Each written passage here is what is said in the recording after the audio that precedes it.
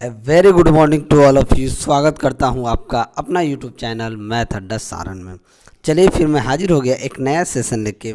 इसके झा सर का जो 4100 प्लस का सिलेक्टेड क्वेश्चन का बैच है, इसका आज साइंस का यानी कि फिजिक्स का प्रैक्टिस सेट 7 है। तो अगर आपने अभी तक प्रैक्टिस सेट 6 तक नहीं देखा है तो इसके झा 4100 प्लस फिजिक्स के नाम से प्लेलिस्ट बना हुआ है, आप वहां से जाके देख सकते हैं।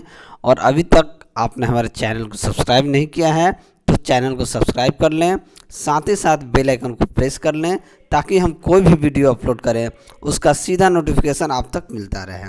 और अभी तक टेलीग्राम चैनल से आप नहीं जुड़े हैं तो टेलीग्राम चैनल से जुड़ जाइए। लिंक आपको कहाँ डिस्क्रिप्शन में मिल जाएगा, ताकि इन सभी का PDF मैं अपने टेलीग्राम चैनल पे प्रोवाइड करा देता हूँ। तो चलिए बिना टाइम वेस्ट के क्लास को शुरू करते हैं।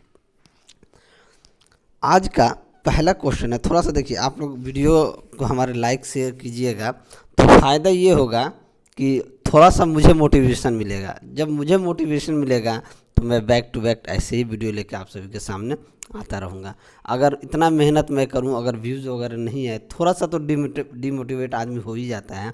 आप मेरी जगह अपने आप को रख के सोच सकते हैं।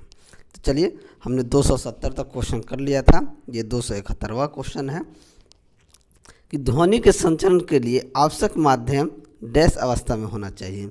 यानी कि ध्वनि के लिए संचरण के लिए, यानी कि ध्वनि जहाँ पहुँच सके, संचरण के लिए आवश्यक माध्यम क्या होना चाहिए?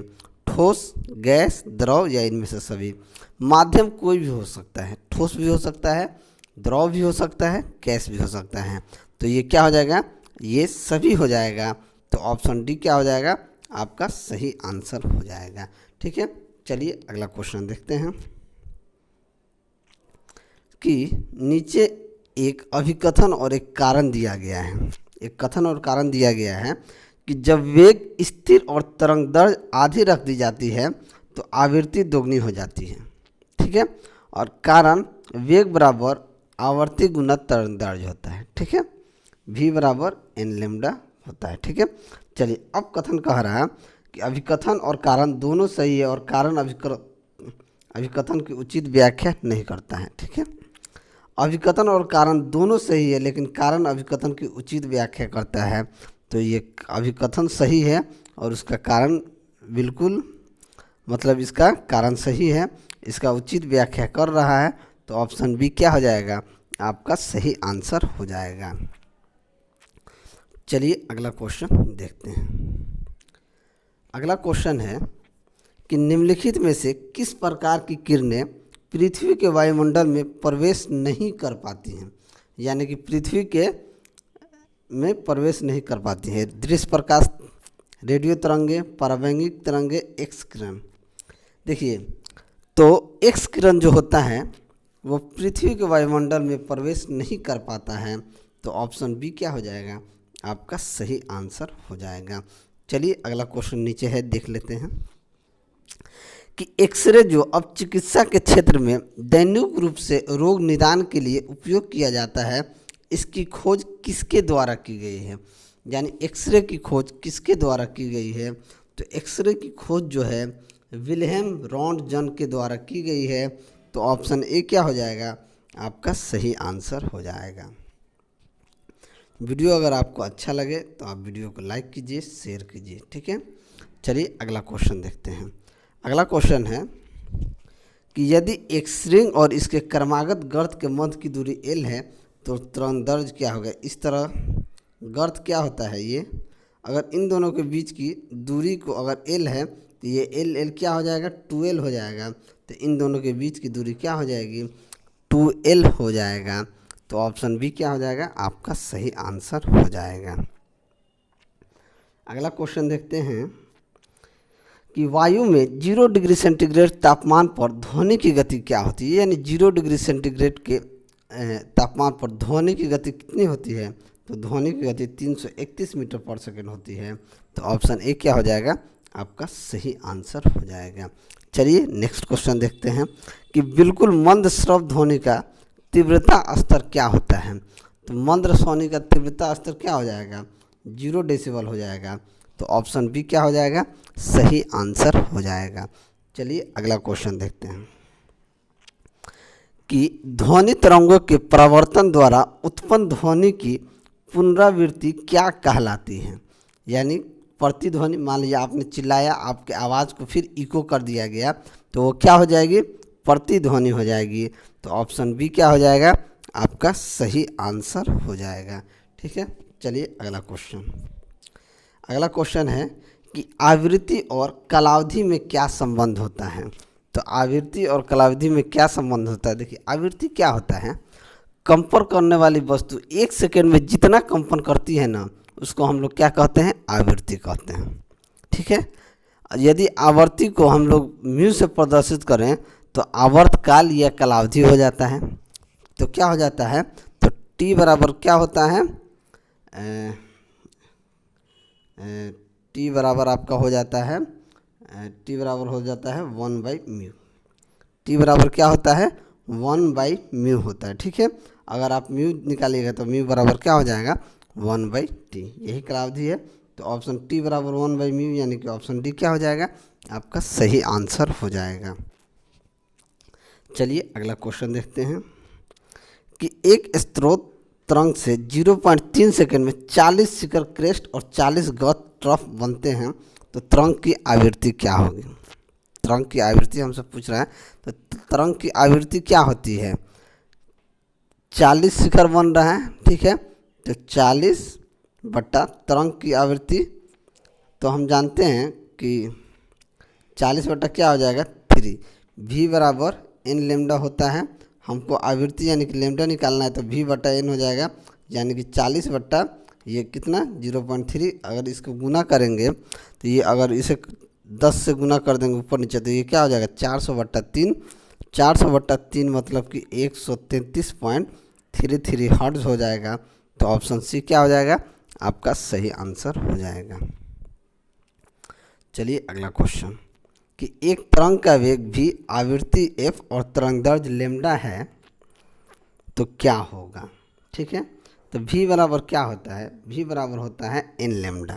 यही होता है, तरंग का वेग v है तो v है, आवृत्ति f है तो f हो जाएगा, और तरंग दैर्ध्य लेमडा है तो क्या हो जाएगा, v बराबर f लेमडा। क्या हो जाएगा, v बराबर f लेमडा। तो ऑप्शन बी क्या हो जाएगा, आपका सही आंसर हो जाएगा। चलिए अगला क्वेश्चन देखते हैं कि ध्वनि तरंगों की गति 700 मीटर पर सेकेंड है, तो ध्वनि तरंगे 7 किलोमीटर की यात्रा करने में कितना समय लेंगे। 700 किलोमीटर की, देखिए 7 किलोमीटर को अगर हम मीटर में बदलें तो ये कितना हो जाएगा, 7000 मीटर हो जाएगा, क्योंकि 1 किलोमीटर में 1000 मीटर होता है। ये कितना हो जाएगा, 7000 मीटर। ठीक है, अब समय क्या होता है, समय बराबर होता है दूरी बट्टा चाल। दूरी कितना हो गया, 7000 मीटर हो गया, और चाल 700 मीटर है, तो कितना समय लगेगा, 10 सेकेंड। तो ऑप्शन ए क्या हो जाएगा, आपका सही आंसर हो जाएगा। ठीक है, चलिए अगला क्वेश्चन देखते हैं। अगला क्वेश्चन है कि लेंस बनाने के लिए निम्नलिखित में से किसका उपयोग नहीं होता है। तो देखिए लेंस बनाने के लिए किसका उपयोग नहीं होता है, मिट्टी का, पानी का, कांच का, प्लास्टिक का। तो मिट्टी का नहीं होता, ऑब्वियसली सी बात है कि आप ऑप्शन देखिए कर सकते हैं कि लेंस बनाने के लिए मिट्टी का क्या उपयोग होगा, कुछ नहीं होगा। तो ऑप्शन ए क्या हो जाएगा, आपका सही आंसर हो जाएगा। अगला क्वेश्चन देखते हैं। ठीक है, वीडियो अगर आपको अच्छा लगे तो आप लोग प्लीज़ लाइक ज़रूर कीजिएगा, ताकि थोड़ा सा हमको भी लगे कि हाँ आप लोग मेरा वीडियो देख रहे हैं, तो आप सभी को अच्छा लग रहा है। अगर कुछ सुझाव हो तो आप हमें कमेंट बॉक्स में ज़रूर लिखें। चलिए नेक्स्ट क्वेश्चन। सूरज की रोशनी में हरे रंग का दिखाई देने वाला एक कपड़ा लाल रोशनी में देखे जाने वाले काले रंग का दिखाई देना क्यों शुरू कर देता है। क्यों शुरू कर देता है, ये क्या होता है, कपड़ा लाल रंग की तरंग यानी आयाम को पूर्णतः क्या कर लेता है, अवशोषित कर लेता है, इसलिए। तो ऑप्शन ए क्या हो जाएगा, आपका सही आंसर हो जाएगा। चलिए अगला क्वेश्चन देखते हैं कि मैग्नीफाइंग ग्लास क्या होता है, यानी आवर्धक शीशा क्या होता है। तो ये उत्तल लेंस होता है। तो ऑप्शन ए क्या हो जाएगा, आपका सही आंसर हो जाएगा। अगला क्वेश्चन देखते हैं कि वायु का निरपेक्ष अपवर्तक सूचकांक कितना होता है। तो वायु का निरपेक्ष अपवर्तक सूचकांक जो होता है, ये कई बार क्वेश्चन पूछा गया है, 1.008 होता है। तो ऑप्शन सी क्या हो जाएगा, आपका सही आंसर हो जाएगा। ठीक है, चलिए, जब प्रकाश की किरण एक सघन माध्यम से विरल माध्यम में विचरण करती है तो ये क्या होता है? झुक जाती है कहाँ? तो ये अविलंब से दूर और तीव्र गति से झुक जाती है। क्या होता है? अविलंब से दूर और तीव्र गति से क्या हो जाएगी? झुक जाती हैं। तो हमारा ऑप्शन डी क्या हो जाएगा? सही आंसर हो जाएगा। ठीक है, देखिए क्या होता है। मान लीजिए ये विरल माध्यम है, ठीक है, और ये सघन माध्यम है। ठीक है, जब प्रकाश एक माध्यम से दूसरे माध्यम में जाती है, अगर सघन से पहले देखिए, ये विरल माध्यम है, ये सघन माध्यम है, इस सघन माध्यम से इधर जाएगी तो इसको जाना चाहिए इधर। अगर मान लीजिए जाना चाहिए इधर, इस तरीके से जा रही तो इधर जाना चाहिए, लेकिन इधर जाके नहीं इधर चला जाएगा। तो क्या होता है, जब प्रकाश सघन माध्यम से विरल माध्यम में जाता है तो अभिलंब से कहाँ भागता है? दूर भागता है। और जब प्रकाश विरल माध्यम से सघन माध्यम में जाता है तो अभिलंब की ओर आता है। बात को समझिएगा, इसमें दो, ये बहुत इंपॉर्टेंट चीज़ है। ये जो रिफ्रैक्शन वाला चीज़ है ये पूछता है, ठीक है, कि जब प्रकाश सघन माध्यम से विरल माध्यम में प्रवेश करता है तो अभिलंब से दूर भागता है, जब प्रकाश विरल माध्यम से सघन माध्यम में जाता है तो अभिलंब की ओर जाता है। ठीक है, तो आशा करता हूँ ये चीज़ आप समझ गए होंगे। चलिए अगला क्वेश्चन देखते हैं कि जब प्रकाश सघन माध्यम से विरल माध्यम में प्रवेश करता है तो वह तेज तथा डैश हो जाता है। देखिए उसकी गति पर क्या प्रभाव होता है? तो वो बढ़ जाता है। अच्छा, जब प्रकाश सघन माध्यम से विरल माध्यम में जाता है तो क्या हो जाता है? नॉर्मल से दूर झुक जाता है। क्या होता है? नॉर्मल से, तो वह तेज तथा नॉर्मल से दूर झुक जाता है। यानी सघन माध्यम से विरल माध्यम में जाता है तो सघन माध्यम से विरल माध्यम में जाता है तो क्या होता है? अविलंब से दूर झुक जाता है। क्या होता है? अविलंब से दूर झुक जाता है। तो ऑप्शन बी क्या हो जाएगा? आपका सही आंसर हो जाएगा। अगला क्वेश्चन देखते हैं कि निम्न में से किस माध्यम का अपवर्तनांक सबसे कम है?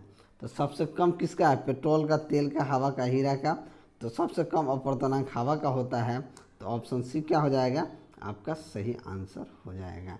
ठीक है, चलिए अगला क्वेश्चन देखते हैं कि जब कोई वस्तु उत्तल लेंस के डैश पर हो तो प्रतिबिंब अभिवर्धित, आभासी और सीधा होता है। यानी कि आभासी होगा या सीधा होगा, ये पूछा जा रहा है। तो 2f1 पे f1 और O के मध्य होगा, या f1 या अपरिमित होगा। देखिए जब कोई वस्तु उत्तल लेंस के डैश पे होता है, यानी डैश पर होता है, तो प्रतिबिंब अभिवर्तित, आभासी और सीधा होता है। आभासी और सीधा कब होगा? जब f1 और O के मध्य होगा तो ही होगा। तो ऑप्शन ए क्या हो जाएगा?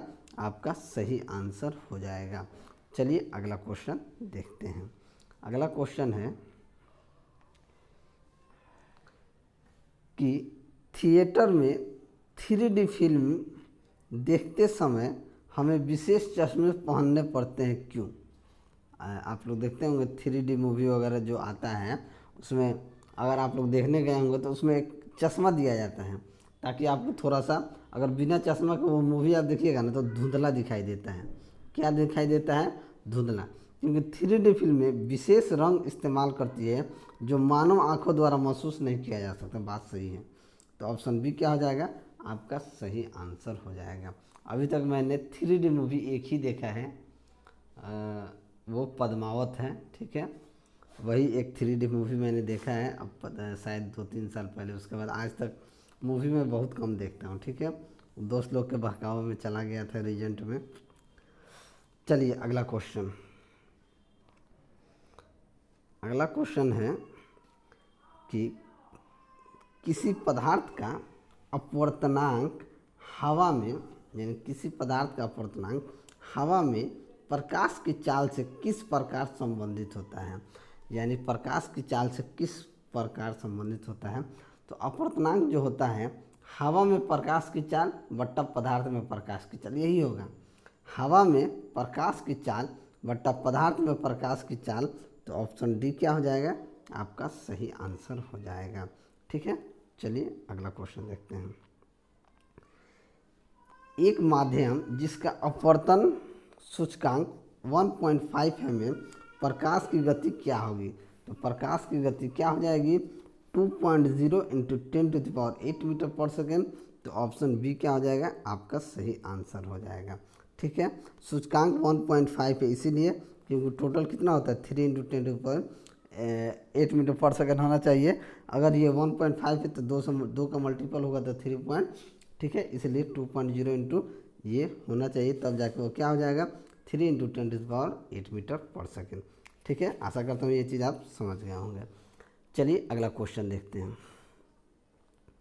अगला क्वेश्चन कह रहा है कि आकाश नीला क्यों दिखाई देता है? तो आकाश का नीला दिखने का कारण क्या होता है? कि आकाश का नीला दिखने का कारण होता है कि श्वेत प्रकाश में नीले रंग की तरंग दैर्घ्य अपेक्षाकृत निम्न होती है और यह हवाओं के अणुओं द्वारा सर्वाधिक प्रकीर्णन होती हैं। तो ऑप्शन सी क्या हो जाएगा? आपका सही आंसर हो जाएगा। चलिए अगला क्वेश्चन देखते हैं कि एक समतल दर्पण द्वारा बनाई गई छवि की विशेषताएं क्या होती हैं? तो समतल दर्पण द्वारा बनाई गई छवि की जो विशेषता होती है वो तो समान आकार की होती हैं, सीधी होती हैं और पार्श्व तौर पर उल्टी और आभासी होती हैं। तो ऑप्शन ए क्या हो जाएगा? आपका सही आंसर हो जाएगा। अगला क्वेश्चन देखते हैं कि गोलाकार दर्पण की वक्रता का केंद्र क्या होता है? तो गोलाकार दर्पण की वक्रता का जो केंद्र होता है यह उसके खोखले गोले का केंद्र होता है, जिसका गोलाकार दर्पण एक भाग होता है। तो ऑप्शन ए क्या हो जाएगा? आपका सही आंसर हो जाएगा। चलिए अगला क्वेश्चन देखते हैं। यदि एक वास्तविक वस्तु का प्रतिबिंब बनाने के लिए उत्तल दर्पण का उपयोग किया जाता है तो निम्नलिखित में से कौन सा कथन गलत है?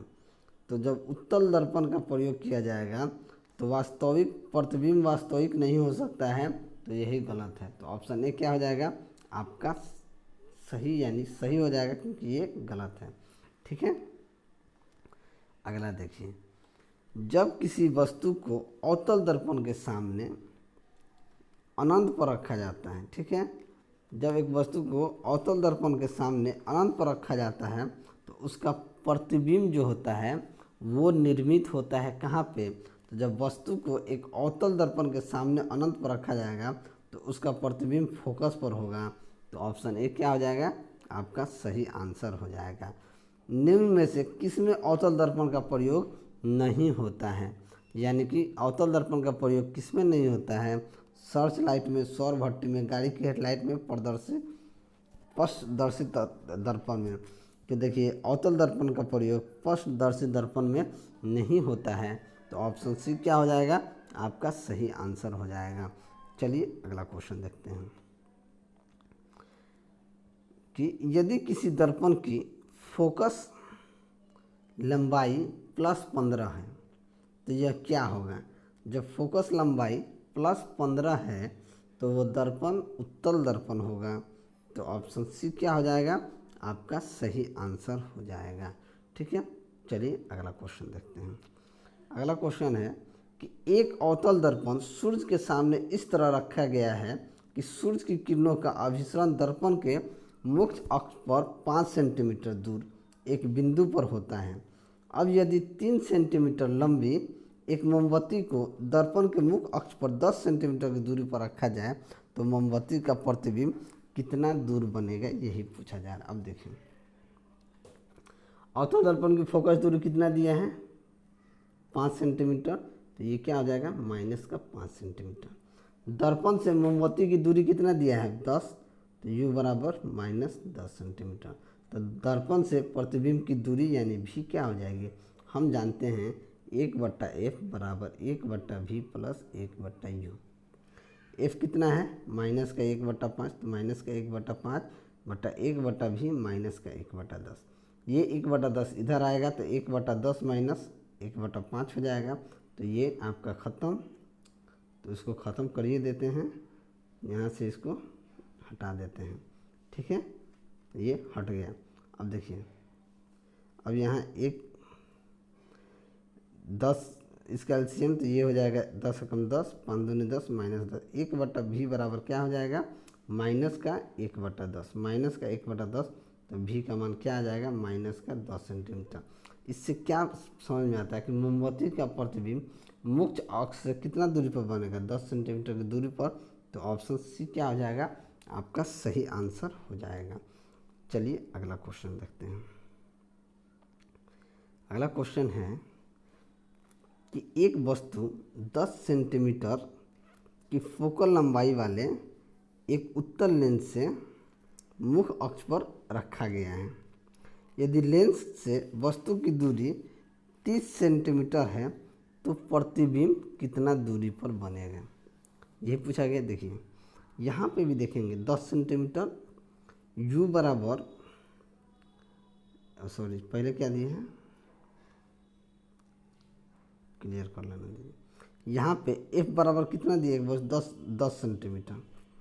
u बराबर कितना दिया है, माइनस का 30 सेंटीमीटर। फॉर्मूला क्या लगा देंगे, 1/f बराबर 1/v माइनस 1/u। ठीक है, अब 1/v हमको निकालना है, तो ये क्या कर देंगे, 1/v बराबर 1/f माइनस ये प्लस 1/u हो जाएगा। ठीक है, तो 1/f का मान कितना दिया है, 10, तो 10। u का मान दिया है माइनस का 1/30, तो ये 30। अब ये एलसीएम क्या हो जाएगा, 30, 10 या 30, 30 माइनस 1, 2/30, यानी कि 1/15, 1/15, यानी कि v का मान क्या आ गया, 15 सेंटीमीटर आ गया है। तो ऑप्शन बी क्या हो जाएगा, आपका सही आंसर हो जाएगा। चलिए अगला क्वेश्चन देखते हैं कि एक लेंस में +2.0 डायोप्टर शक्ति है। ठीक है, तो लेंस की किस्म और फोकल लंबाई क्या होगी, लेंस की किस्म और फोकल लंबाई हमसे पूछा गया है। लेंस की क्षमता यानी पावर बराबर 1/f, p बराबर 1/f होता है, तो f बराबर क्या हो जाएगा, 1/p, यानी कि 1/2 बराबर क्या हो जाएगा, 0.5 मीटर। तो ये क्या हो जाएगा, 0.5 मीटर फोकस वाला उत्तल लेंस होगा। क्या हो जाएगा, उत्तल लेंस होगा 0.5 मीटर वाला।